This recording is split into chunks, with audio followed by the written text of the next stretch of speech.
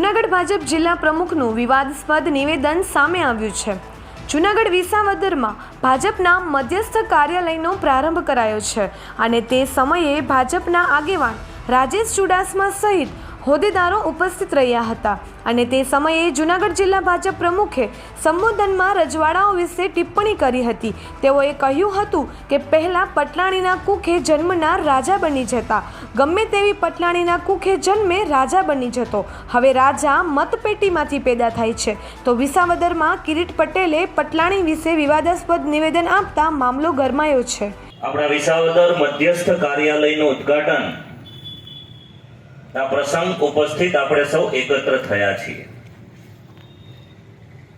એક સમય એવો હતો હિન્દુસ્તાનમાં કે રાજાની પટરાણી બોબડી હોય, લૂલી હોય, લંગડી હોય, પણ એના કુખેથી જે દીકરો પેદા થતો હતો એ રાજા બનતો હતો અને હવે રાજા મતપેટીમાંથી પેદા થાય છે।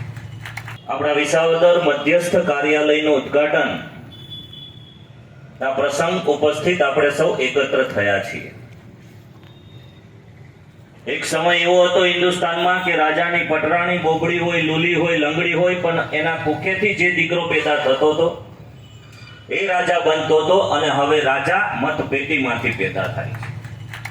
એક તરફ જ્યારે રૂપાલાનો વિરોધ સમવાનું નામ નથી લેતું, ભાજપના હોદ્દેદારો આ મામલાને શાંત પાડવા દોડધામ કરી રહ્યા છે।